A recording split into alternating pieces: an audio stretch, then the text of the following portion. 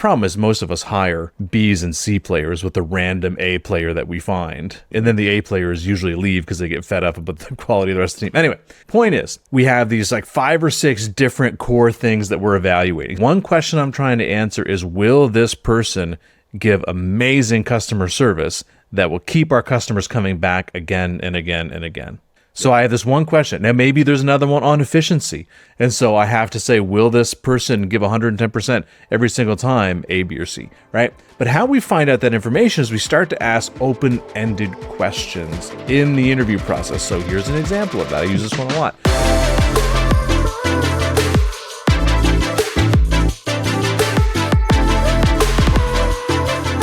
Hey everybody, welcome to the Restaurant Growth Accelerator Podcast. I am your host, Andrew Scott, multi-location owner, and what we do is we help restaurant owners increase their profits, their sales, and their free time with the business so they can spend more time with their family and open up more locations. Today, we've got Nathan Vulgaris here with us. He's our Special Projects Director at Ownershift, and what we're talking about today is, will I be short-staffed forever?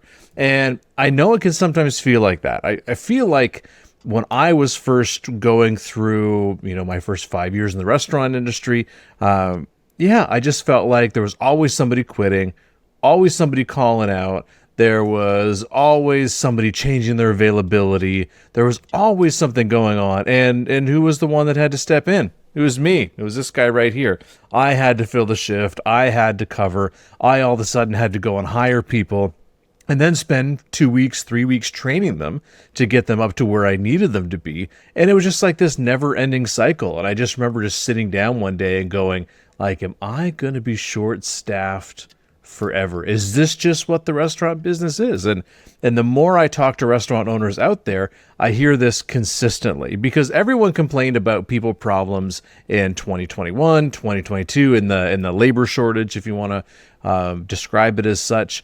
But the reality is that most restaurant owners actually don't know how to hire. Because let me go for a second on this.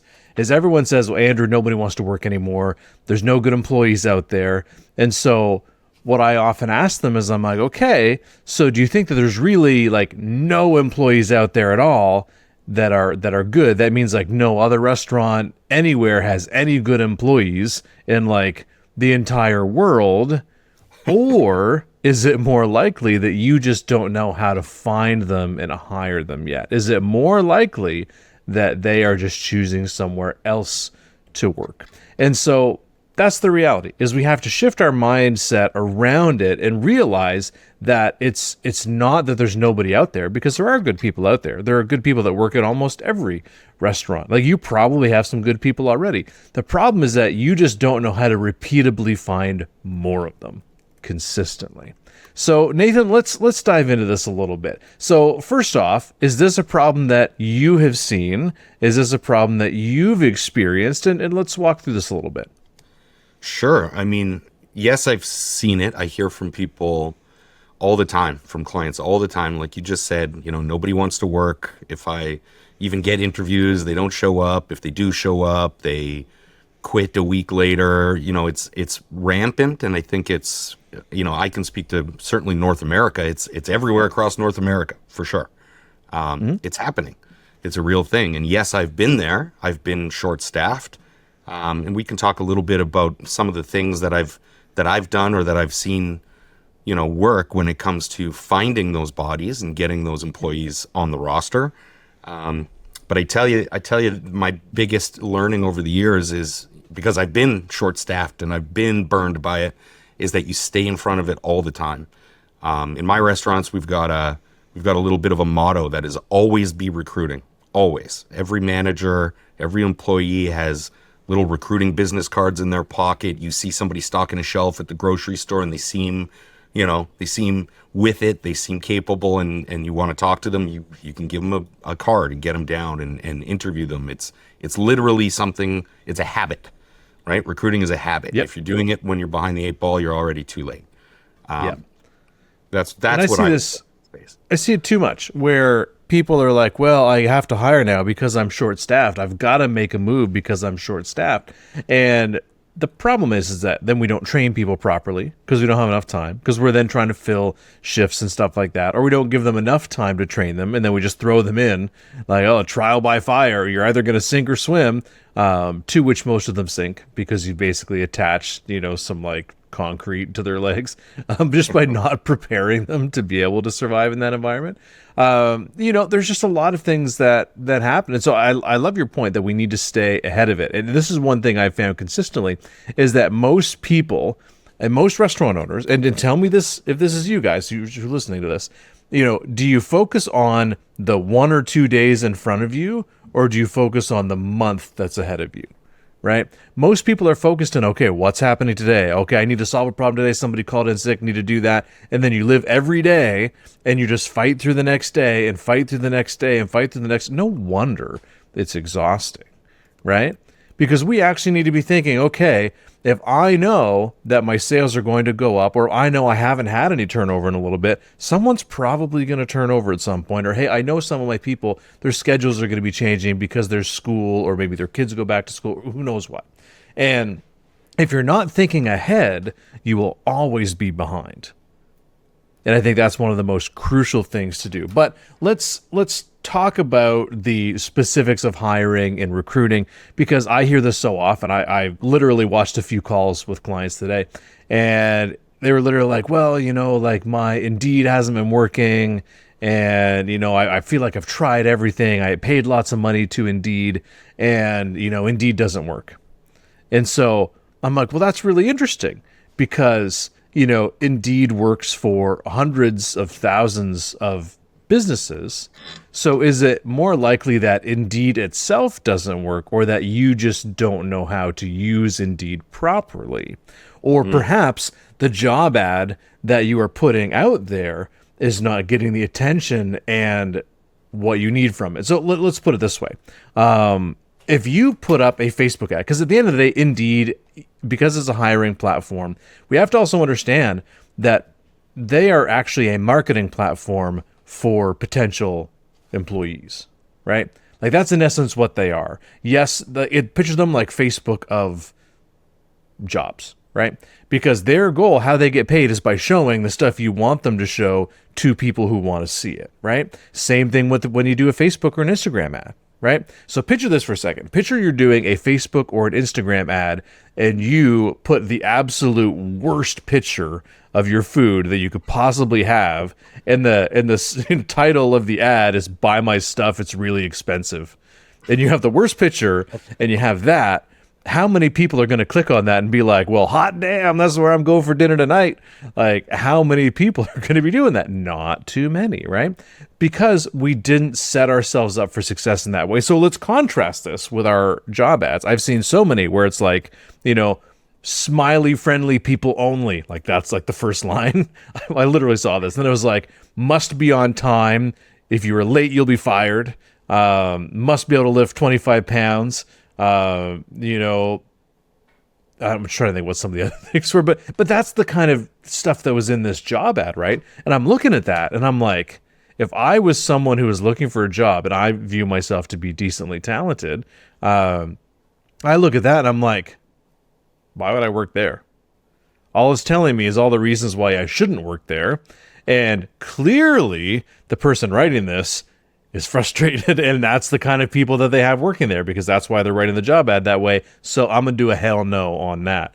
I'm just not even gonna click it. So is Indeed the problem because it's not showing people, like showing your ad to people? Well, no, that's not true, because it is. People are just not clicking on it.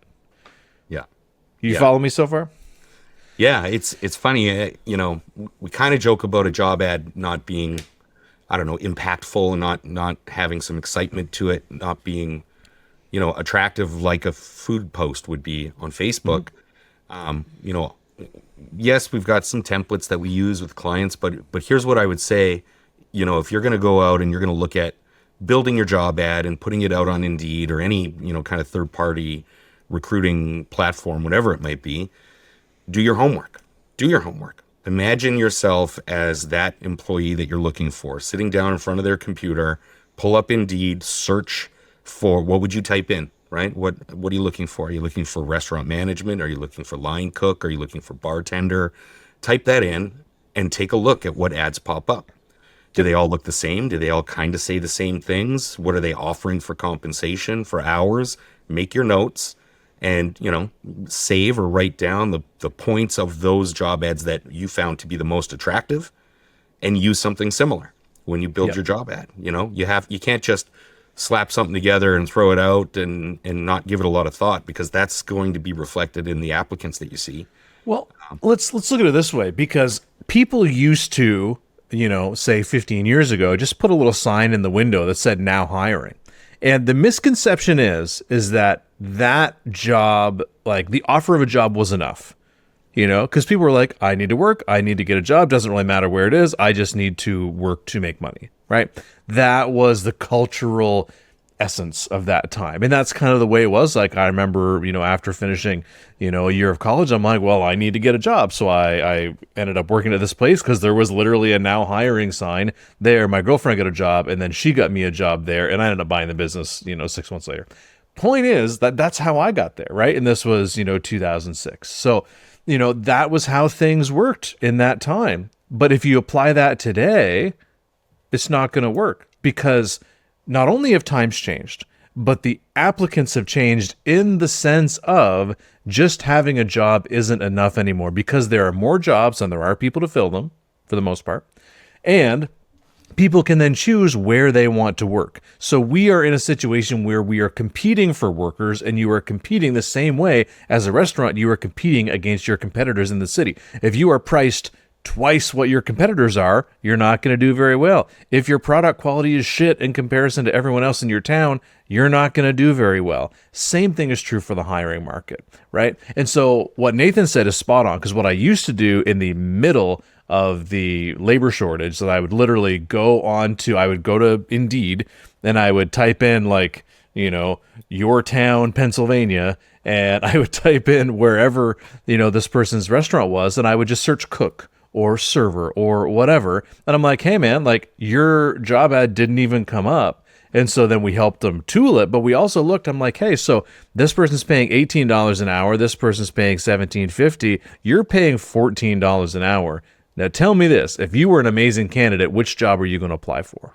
Yeah, that's right. Right? Well, obviously not the $14 an hour one. And so, but they're like, oh, I can't possibly pay more. And I'm like, okay, that is a belief that you've made up. The question we need to shift is not that you can't, but rather how can we pay more, right? Mm-hmm. Because when we do that, we up the caliber of people that we can actually attract and get, and your life gets easier. So it's not a question of that you can't, it's weighing the pros and cons and benefits of doing that. And in my experience, it is not me, Andrew, or Nathan, or you who gets to decide what the value of the labor market is. It is not even the government. The government sets the minimum, but as we know, most places are paying more than the minimum, right? So the government sets that floor, but it is up to the labor market to decide what people are willing to pay and work for. That is the reality of who decides this. So I might believe that $17 is crazy high because, I started working for $6 an hour when I was 13 or whatever. It was probably less than that, but I don't even remember. But point is, I might think 17 was crazy because a few years ago, maybe we were paying 12 or 10 or whatever, but it's not me who gets to decide that, right? It is the labor market. If the labor market is paying $40 an hour, then that's what it is. And so we need to find a way for our business to then, how do we make that work, right? So it's just a number, and we need to adapt our business model accordingly, because I will just tell you that you cannot run a business with not great people.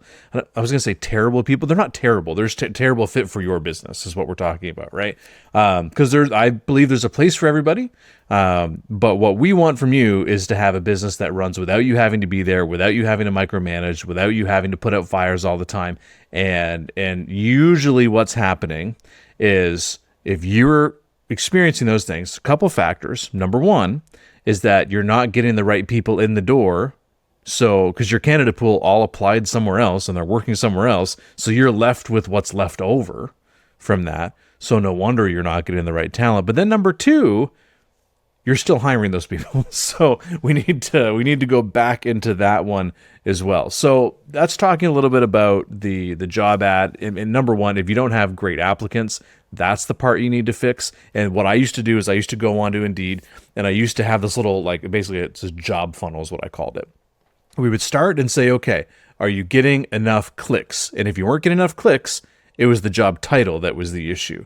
Now, if you're getting enough views, and then if you weren't getting enough clicks, the job title wasn't good enough. And then if you were getting enough clicks, but you weren't getting enough applicants, it's the job ad itself was not what it should be, right? So we need to then change that. Now, if you're getting enough applicants, but not enough shows, then it starts to become your communications in between the setup of like the application and the setup of the interview, etc. Right? And then if you're getting a lot of interviews, but there's no great candidates, then we have to look at, the whole thing. Maybe we're attracting the wrong people. So that's the kind of the funnel. And we would just pick which part we needed to work on the most. Because some people have lots of views, lots of clicks, but nobody ends up applying. Well, there's something in that job ad that's turning them off, right?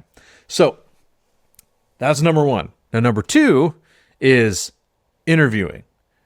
Now, I'm going to let you guys in on a secret.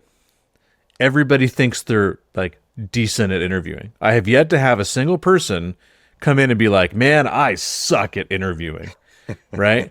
Instead, it is easier for us to believe that there's just no good people out there rather than face the facts that, yes, you only have people that last for 2 weeks or a month and they don't work out. But here's the common denominator is that you still hired them. That's the fact that we have a hard time confronting as business owners, right? Because we know that you're doing everything that you might know how to do, but let me ask you this. How much training have you done on interviewing?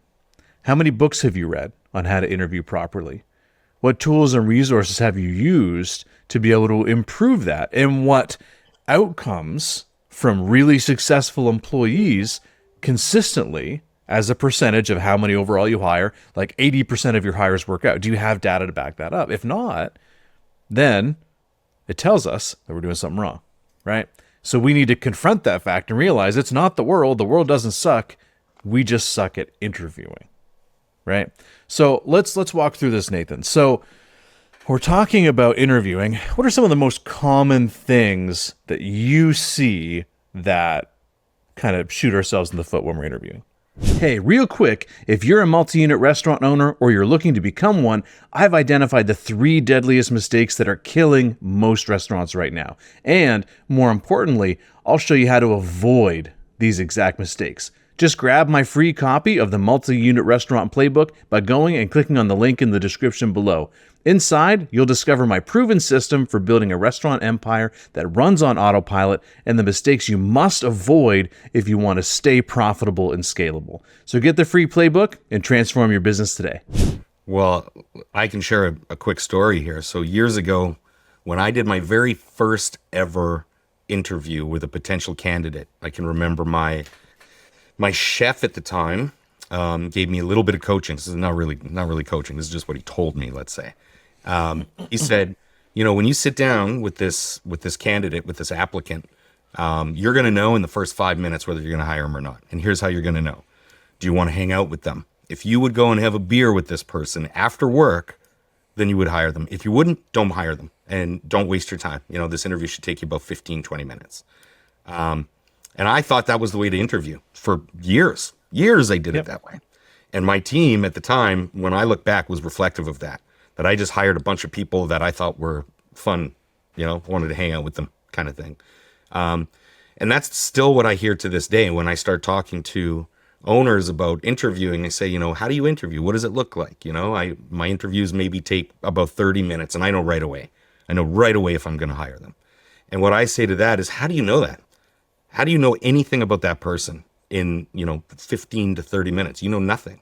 The only thing that you are going to know is what you already believe. You're already superimposing who you think this person is onto them and looking for either, what you see reflected in them that is yourself, right? So if they really like hockey and they bring it up in the interview and you love hockey, well, then you're like, well, I kind of like this person. What an interesting person. Yeah. They're like what I like. They must be you like them more Like, Yeah. and here's the thing. That's what's called bias, right?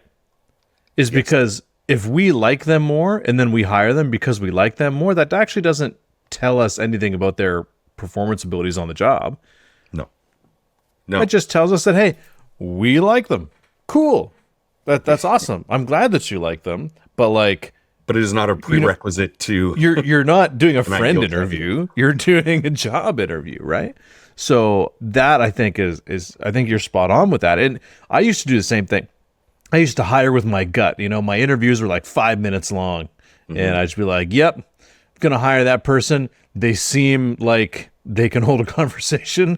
That's all I need. I just need a heartbeat, and I have to believe that they'll just show up. If they do that, I'll take care of the rest. Yeah. Except that's not how that works. But people figure that out after a while. Well, how come nobody's working out or lasting? And well, I mean, there are hints. We just didn't dig deep enough. Now, and so if we're going to look at the hiring process, one of the biggest mistakes people make is they don't have a repeatable process. Because here's the thing. People think that each interview alone is something totally different. It's like, oh, I'm going to do the interview. I'm going to figure out if I want to hire them. Instead, what we need to do is figure out what hiring process we need to use, what questions we need to use so that we can create a process that works for hiring. Because here's the deal. If we are the only ones that can make those hiring decisions, well, let's walk this path down a little bit. So we are the ones that hire, right? What happens the day when you open up another location or you hire a manager and that they need to then do the hiring? How long is it going to take them to figure out what your gut feel for a person would be? Well, they're not you. They have a different gut feel, right? They might hire people totally different. They might hire people exactly like them, and maybe that's different from who you would hire, right? What we need to do is find what answers are we looking for to certain questions. What questions do we need to ask repeatedly that then correlate to the outcomes of our hiring, right? And so this is basically what we've done for our clients is we literally come up with the standard of what is the type of person we're looking for each role, right? What are their strengths? What are the things that they need to have? What are the values that person needs to also have? What are the core competencies that they need to have? And then we ask questions specifically about that one thing, like maybe one piece of service. Okay, great. So now we're in the service section and we know, and here's how I did this, is when we are deciding how to rate people, because we rate them on a scale of A, B, or C, A players, we are 100% confident that this person is going to absolutely crush it. B players are people that could do it, but we are not sure that they will. C players is likely that they will not do that thing. And the problem is most of us hire B's and C players with a random A player that we find, right? And then the A players usually leave because they get fed up about the quality of the rest of the team. Anyway, point is, we have these like 5 or 6 different core things that we're evaluating. Say if one of them service, the question that I ask to myself when I'm rating them, right? Because I've went through the interview, I've asked like 10 different questions on each of these sections. And then at the end, I take all that information. I go, okay, the one question I'm trying to answer is, will this person give amazing customer service that will keep our customers coming back again and again and again? A, B, or C, right? So I have this one question. Now maybe there's another one on efficiency. And so I have to say, will this person give 110% every single time and, always work at their top level of efficiency, A, B, or C, right? But how we find out that information is we start to ask open-ended questions in the interview process. So here's an example of that. I use this one a lot. If we're talking about service, I ask questions such as, tell me about your most memorable experience with a customer. It's an open-ended question, right? There's no right or wrong answer, but, I give this example quite a bit, which is one guy is like, yeah, well, one time this person didn't get the right order and I made sure I got their fries correctly. Okay, great, buddy.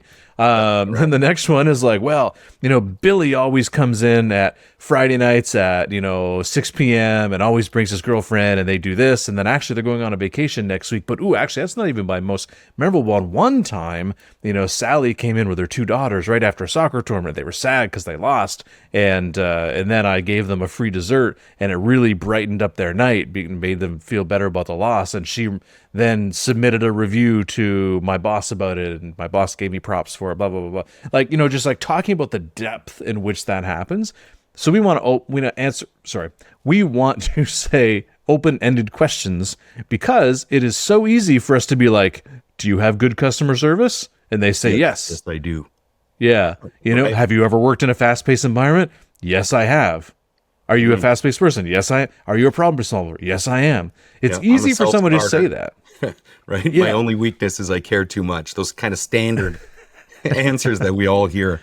Yeah, here's the thing, right? Is that we go through this interview question with most people. We'll ask them, or worse, we will tell them what is expected. I used to do this. I used to tell people, hey man, so we expect you to be on time. We expect you to like always be working. We expect you to, have great customer service. And now let me stop right there before I finish the sentence. But even in saying that, what does on time mean? Because on time might mean different from you than it does from them.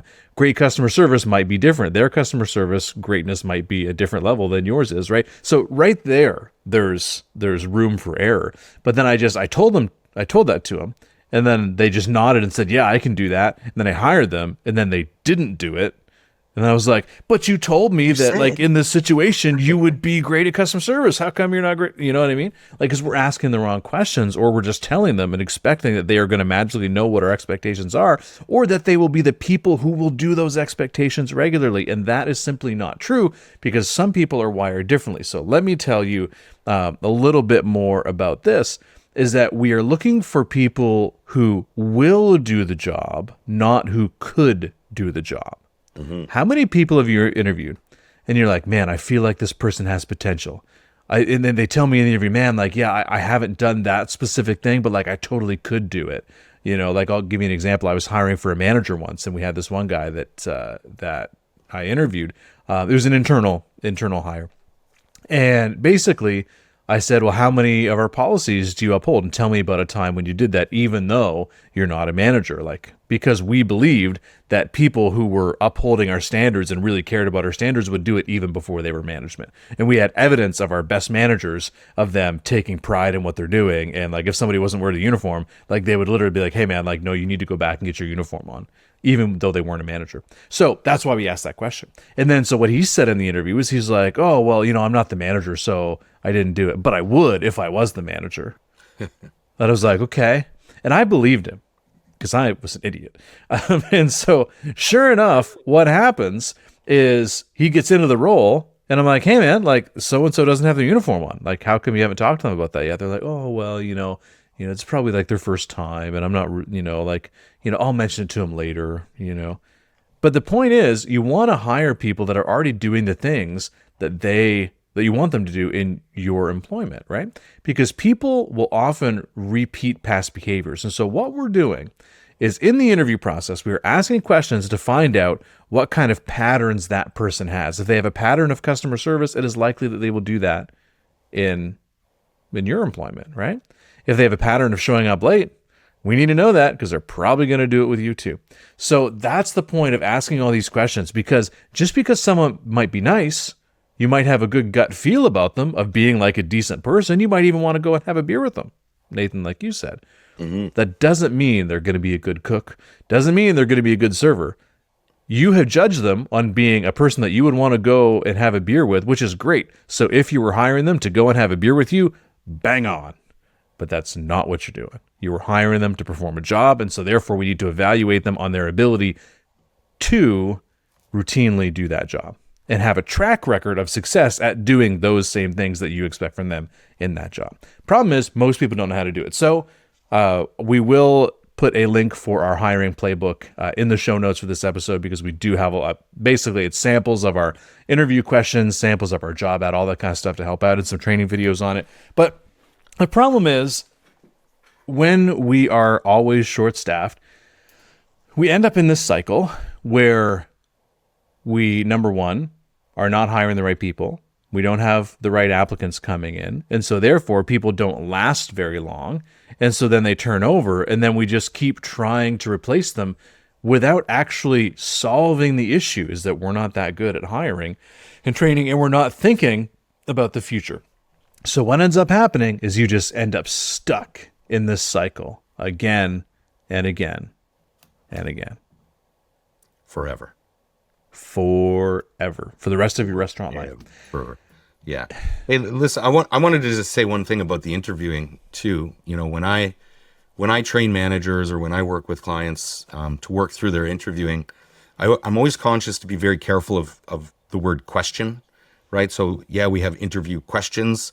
Well, it's what we're really doing is, you know, we're interviewing somebody for a position, but we're also interviewing at the same time to be their employer. When I think about the questions, right, I generally start to think about them a little bit more like a conversation starter. It is a question. It has a question mark at the end of it, but the intention behind the question is to start a conversation. It's about taking interest in this person. It's about digging up the ugly and identifying the great and seeing how that fits into your organization. We're not, you know, when you think about the last time you probably ever had a job interview, which might have been a long time for some of us, but it's a intimidating spot to sit in. You feel like you're being judged. You want to give the right answers. You want to look good. If you can create a space where the conversation becomes easier and more natural and it's exploratory, you're going to move past that, you know, I'm a self-starter, I just care too much, right? We get past those kind of standard answers and you start to ask the questions like why or how or when, and you know, have it be an easy conversation, like you're just hanging out with somebody. You'll find that if you do that, more information will come towards you, and if you're intentional about how you're mining that information, you're going to learn more about this person. And I think that's just a distinction that I would throw out. Once again, if we sit down with questions, no matter how they're designed, and we just ask the question and check the box or do the grading, then you're still going to miss out on the actual spirit of it, which is this is your opportunity to get to know somebody that you're going to spend thousands of dollars to bring into your organization, to train them, to give them uniform, to pay somebody else to be with them while they're being trained, to get them into payroll, you know, to pay payroll taxes on them, like the whole 9 yards of all the costs that go along with saying, yes, this is my candidate.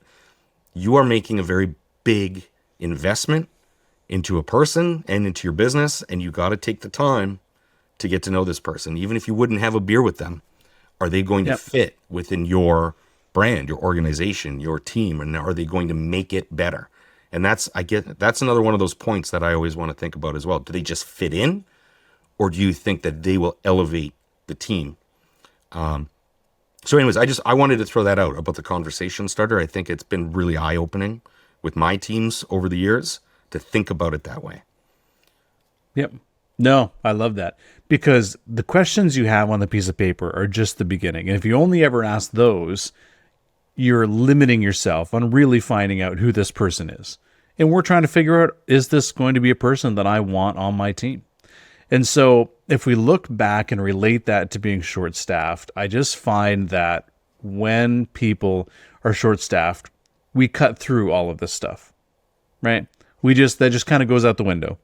Oh, maybe someday when I'll have time, then I'll work on my interviewing skills, or then I'll get a better process, or then I'll spend more time with interviews. But the reality is that is the reason why you're still short-staffed. That is the reason why you're in a position where you're constantly fighting fires and in emergency mode. And here's another thing to look at. You want to actually create a heat map of when you are losing people. So for example, you know, out of the last 20 hires you did, how many did you lose in week 1, week 2, week 3, week 4, week 5, week 6, and so on, right? And then you get that first 3 months, and then you get the 6 months, and then you get the 12 months. And so, I mean, obviously past the first 3 months, you don't need to do it in weeks anymore. Then it's just like months after that. But you want to know, okay, is there a certain place where I am losing people? And another thing you want to do too is you also want to ask your existing employees. Now, this takes some cojones to do, but ask your existing employees like, hey, you know, what are some things that we're doing really well? And then the next question is, what are some things that we need to improve on, right? Mm-hmm. Because you want to know from your employees, like, why are people leaving? And then maybe another question to add to that would be, you know, we have had some employees leave. What do you think we could do to ensure that we retain our employees better? or why do you think they left? Maybe there's going to be some more information that comes out. And I would also recommend anytime someone does leave, we should also be asking them and say, like, what was the thing that first made you consider getting employment elsewhere? Because it's usually not the last thing that happens. We want the first thing that happens, right? That's what we're trying to look at. What's the first thing that made them start, going out, putting their resume out there, looking for different employers? What's the first thing that happened? And what could we do to improve it? And I find that we often, when someone leaves, Nathan, you've probably done this too. When someone leaves, you go, oh, well, they just weren't a good fit to be here anyway. Yeah, forget them. They don't get it. Whatever. We're better without them. Get lost. Yeah. It's like they just couldn't handle the heat, like it's just like they just couldn't handle it. Is the core of it, right? But I mean, at what point do we realize that all of the people that have left, it might not be a them problem? At what point is it not the entire world that's the problem, but rather it's you? So, and that is something I had to confront myself. So when I talk about this stuff, I'm not saying it because it's easy, and I'm not saying it because I feel like making you feel like a terrible owner. Then no, that's not it. I had to go through this because I made these mistakes. I lived where most of you guys are right now. If you clicked on an episode that says, will I be short-staffed forever? I've been there, right? You're probably in the same place that I was. And this is how I had to figure it out, because I had to realize what the real problem was, right? And I had to go and look at all the little things that made a difference for our employees, and I started changing them. There might not have been big changes all the time, but there were little ones that we had to adapt. We had to adapt our training process. We had to start valuing our people more by literally giving them compliments. And I know the first thing people think when I say that is, well, what if they don't do anything right? How can I give them a compliment if they don't do anything right? Well, that's a problem in itself. You need to find something, to try and, give them some positivity. So that's kind of what I wanted to share, is that we need to go back and look at what some of the issues are, ask for feedback, and we have to understand that if people are leaving, we always want to learn something from every person that leaves. That was my rule, is after every employee left, our managers had to submit a report that talked about, what their timeline was in the role, what were the things that they saw early on that might have contributed to them leaving, what actions they took around it, what their thought was, what the evidence was from the exit interview and from any communications around that, and what they think we should do to mitigate that issue in the future. Manager had to do that for every single exit. This might seem like a lot of work, but my thing was, yes, so-and-so might have been crazy. Have you ever heard that before? Oh, this person was just crazy, that whatever. They're just, and we use crazy, loosely is not a medical term, but rather, people just find excuses for when people leave. And so, but then I said, yeah, but you also hired them. So then if the person truly was not a good fit, then what do we need to look at in our interviewing process that could have told us that, so we shouldn't have hired them? Or what did we learn in our training process where we could identify this earlier and not have it end up where it is? Yeah, so you're singing my song when you say that, Andrew, 100%. You've probably heard me say, even on these, where I say it's either a selection issue or a training issue. That's it. Yeah. When it comes to performance, there's no third thing. It's only one of those two. So listen, what you say resonates really, really deeply with me, and I truly believe that as well. I would totally have a beer with you, Nathan. Nice job.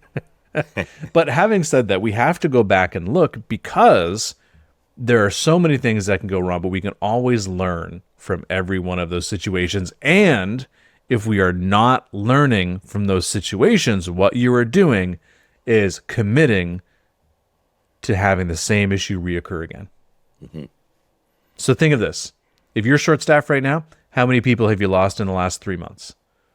How many in the last 6 months, in the last year? How many opportunities did you have to potentially learn and change? But instead, you're still sitting there today. So my question is, how many more months do you want to have go by while you still struggle with this issue?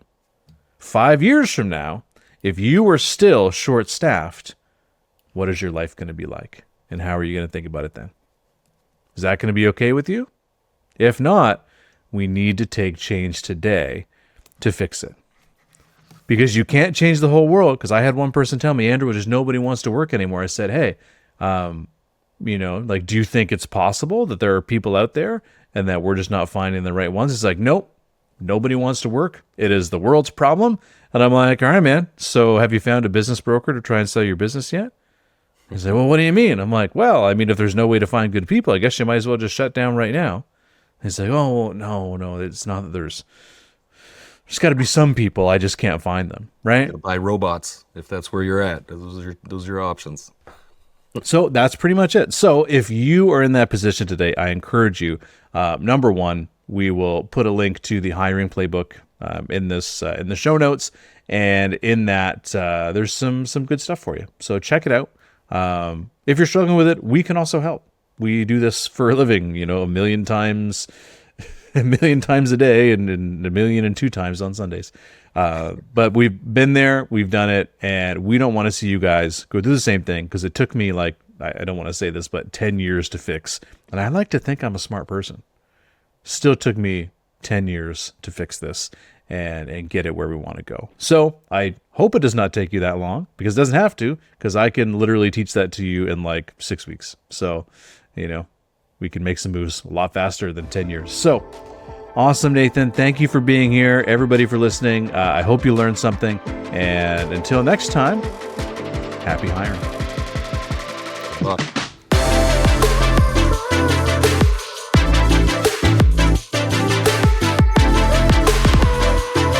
This episode is brought to you by Ownership Training, where we help restaurant owners increase their profits while spending more time with their family.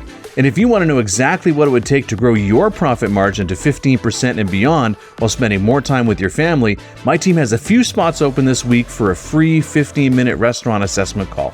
Just click the book a call link in the description, and we'll show you the exact frameworks we're using to help our clients do this in as little as 6 to 8 weeks. Thanks for listening, and we'll see you on the next episode.